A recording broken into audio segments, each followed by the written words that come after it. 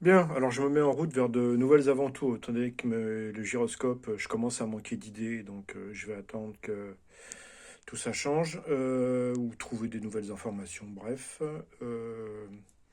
Pour les autres systèmes, là, la force centrifuge et le reste, c'est pareil, je manque d'idées pour l'instant, donc je passe à autre chose. Donc là, je vous montre une vidéo. Bon, j'ai coupé le son parce que c'est en néerlandais. Donc voilà, c'est une machine AR. C'est une turbine en fait. Le nom c'est la gyroturbine, la vacuum gyroturbine, quelque chose comme ça.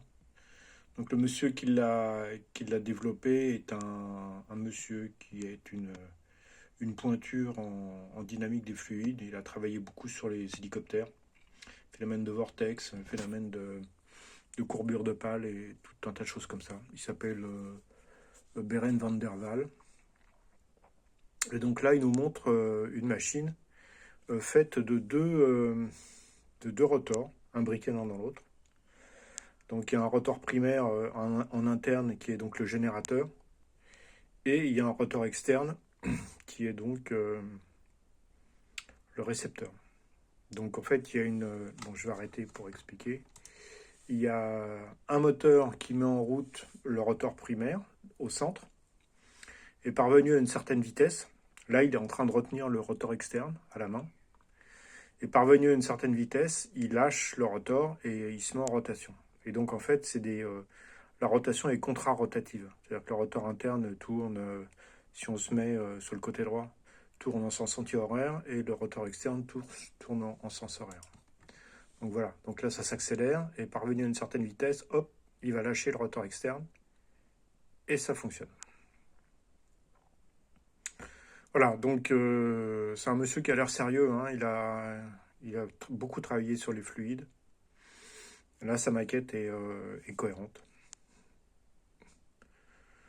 Donc d'après lui, ça produit beaucoup d'énergie. Alors ça fonctionne par le vide en fait. Il y a un vide qui se crée entre les pales, et ce vide crée une motricité. Voilà. Alors moi j'ai fait un essai. Voilà, j'ai fait une démonstration où je mets donc deux pales. Alors le problème c'est que j'ai pas fait tourner la pale centrale, mais par contre je mets un flux d'air qui va simuler un fonctionnement. Vous allez voir. Voilà, donc j'envoie le flux d'air sur la pale externe. Ça crée une dépression entre les deux pales et la pale avance. Voilà. Donc c'est le principe de sa machine en fait. Sauf que lui, au lieu que ce soit un flux d'air, évidemment, c'est le rotor interne qui se met à tourner. Et lorsqu'il tourne, eh bien, étant donné que le profil est absolument identique à celui d'une aile d'avion, voire un peu plus, parce que j'ai remarqué qu'il y avait des trous dans son profil, donc il a dû optimiser le machin, eh bien, quand l'aile d'avion, elle passe à proximité d'un profil externe, ben, il y a comme un système, comme ça se produit sur l'effet de sol, il y a une aspiration qui se produit, et on a un couple. Voilà. Donc j'ai fait aussi une simulation par rapport à une paroi.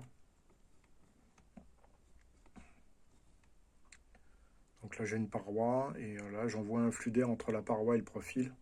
Et voilà, on voit bien que le profil avance à contrario de la direction du flux d'air. Et voilà.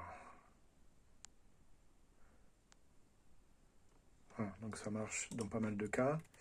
Alors là j'ai fait aussi sur un tout petit ventilateur. Donc là c'est pareil, je projette le flux sur le profil en bois, qui est un bête manche de marteau, hein, qui a été coupé. Voilà. Et on voit bien que le flux étant projeté bientôt.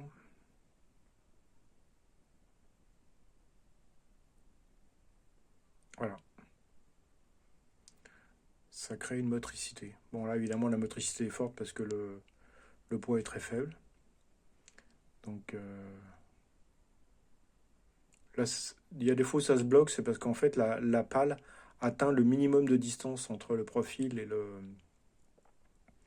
la pale, et donc en fait, étant donné que l'attirance est maximale, bah, ça reste bloqué là. Donc il suffit simplement de donner un petit poil d'élan et on passe à la pale d'après. Et donc on peut le faire dans les deux sens. Et ça tourne effectivement dans le sens où le trou entre la pale et le profil va se boucher. Voilà.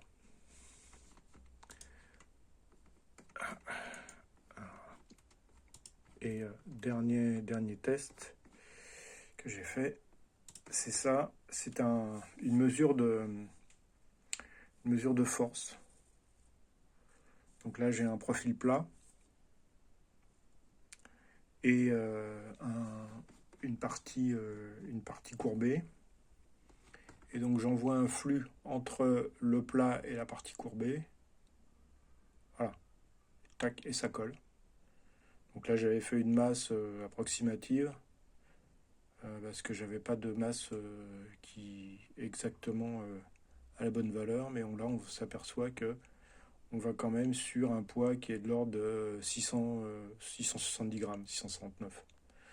Donc sur une surface relativement faible, on est quand même capable de travailler, enfin de produire une force d'accroche qui est assez importante. Bon voilà, donc je vais me mettre là-dessus.